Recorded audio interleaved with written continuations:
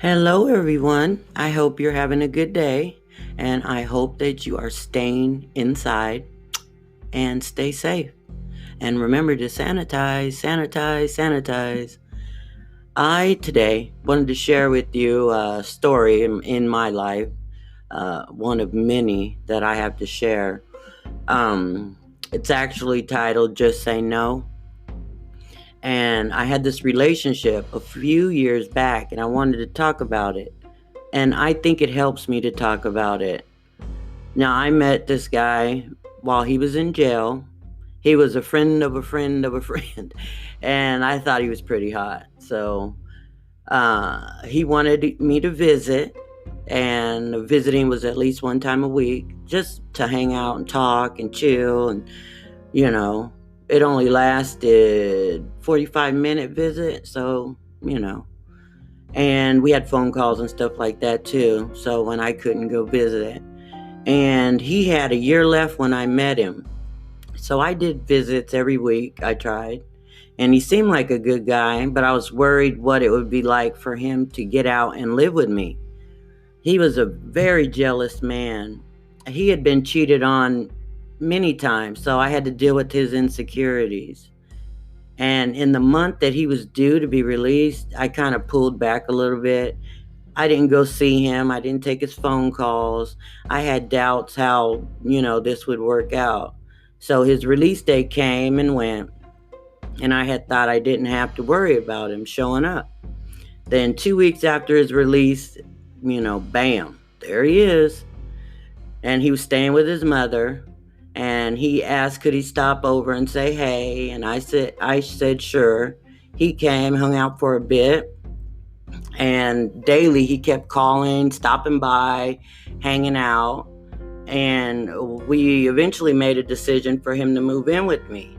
So so it was nice what we had planned in the beginning.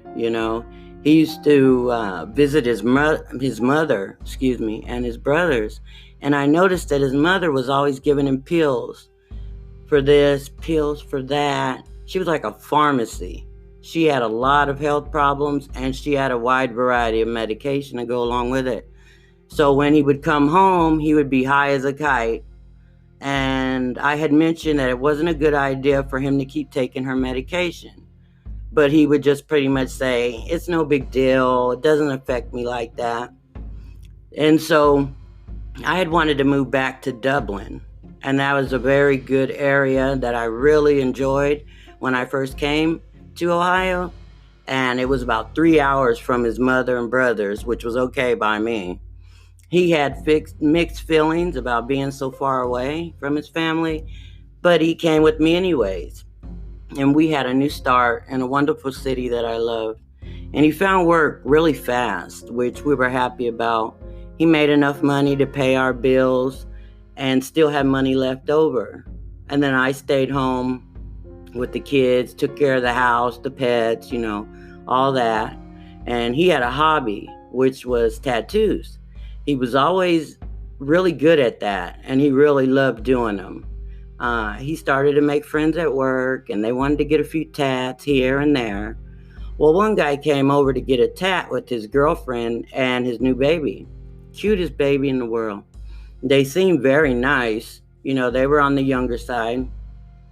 And then before they got started on that tattoo, they both went into my master bedroom bathroom. And I was like, the hell are they doing in there together? So I walked into my room and then peeked into the door, and I, was like, what are you guys doing? And then I opened the door, and they were wiping their noses, rinsing the sink out, rinsing their hands off. And then in my mind, I kind of knew what they were doing. I didn't know what they were snorting, but they were snorting something. I just didn't have actual proof yet. So I watched them doing this tat, and they were really speeding, like talking a mile a minute and just acting real weird, real jumpy. And then when they were done and his friend left, I asked him, what the hell are you doing in the bathroom with him? And he told me, oh, he was just talking to me in private. I was like, bullshit. You two were in there doing something, and I don't appreciate you allowing him into my room into my master bedroom, no less, to snort some kind of drug. And he said he would tell him in the future not to bring anything with him. So I knew he was doing drugs with him. From that point on, I didn't trust him anymore. He would come home, tell me about his day, and some of the guys he worked with were hooked on drugs and living in their trucks because they spent all of their money on drugs. I was like, wow. I said, that's too bad. He agreed with me, of course. So there were no more instances. But soon his attitude changed and he was angry a lot and sleeping a lot. I figured it was work stressing him out, Then he would give me money to take care of things, that we needed in the house. And then he would ask for it back because he was out of money. And of course, I asked him, what was he doing with the money that he had? Because he made really good money. And he would get mad and storm out. So I started to pay attention more. He would go get cigarettes and come back all calm and sleepy, like like he woke up. And then he'd wake up and he was like tripping.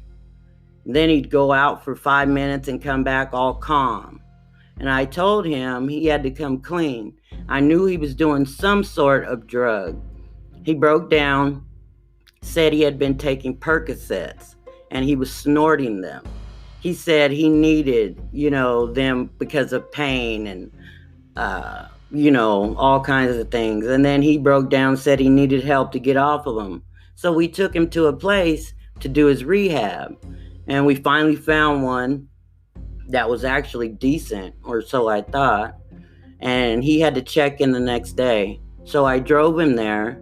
He was nervous and wanting those pills badly before he checked in. He was sick with throwing up, shaking, and all kinds of things because he didn't have his pills.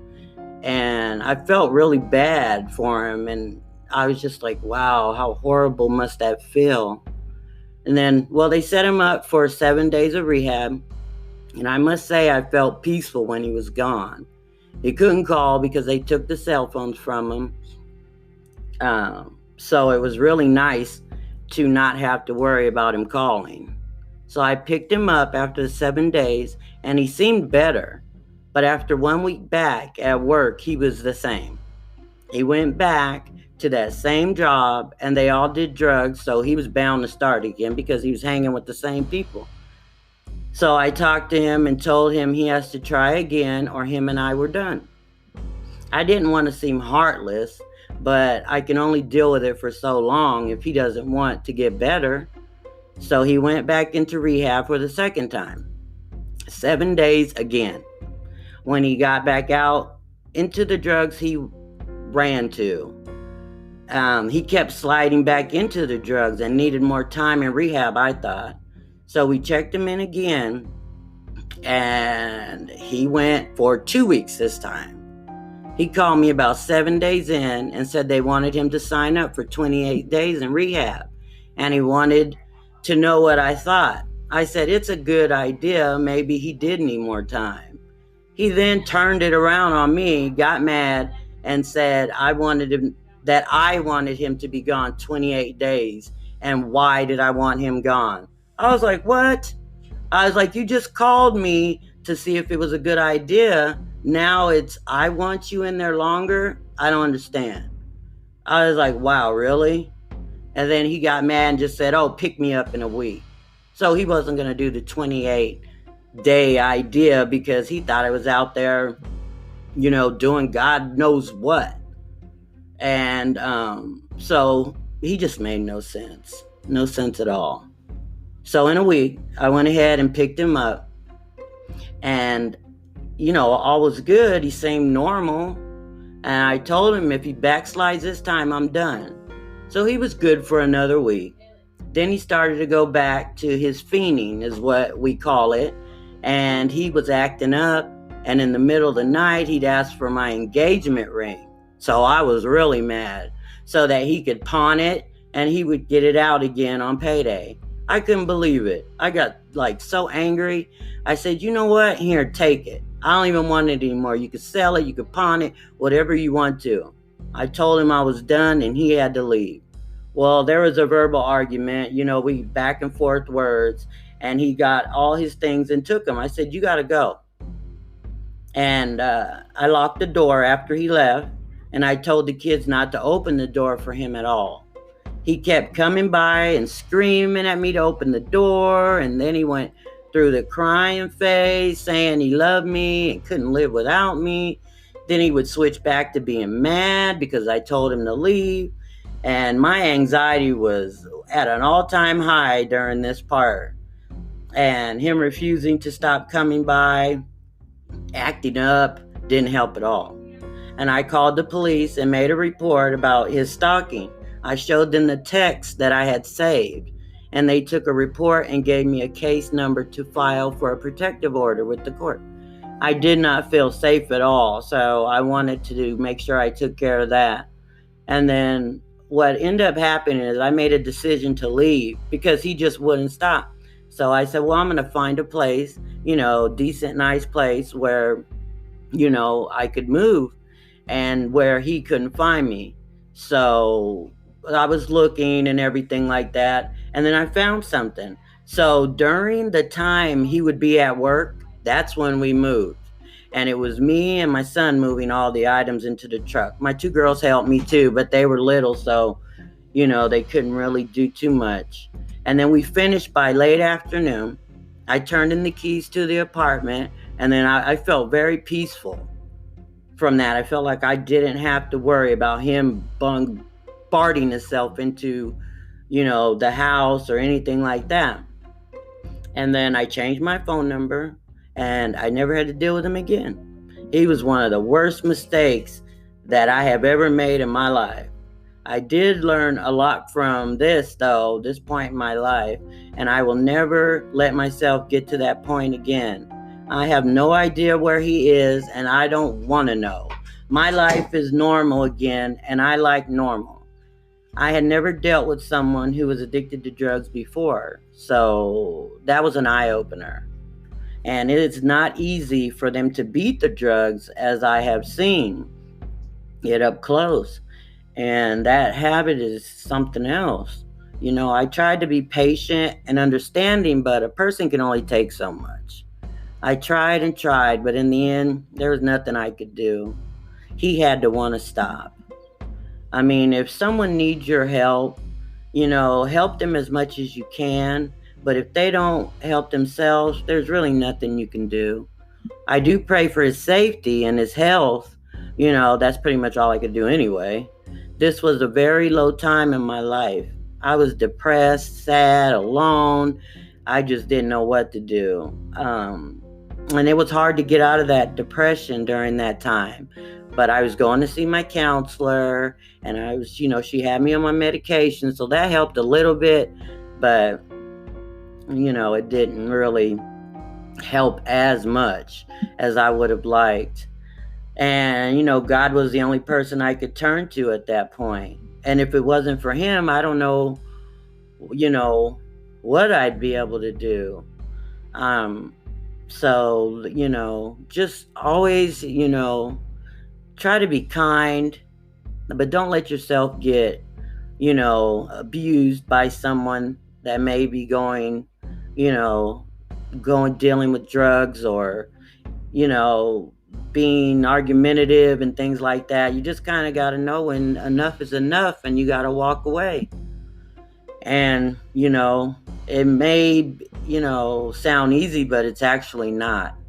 It's really difficult. But I just wanted to leave you with that little tidbit of my life. And I hope you enjoyed listening to it. And then I wanted you to leave you with a quote. It is, "Rise above the storm and you will find sunshine." And I hope you all are doing well. Have a good night. Bye-bye.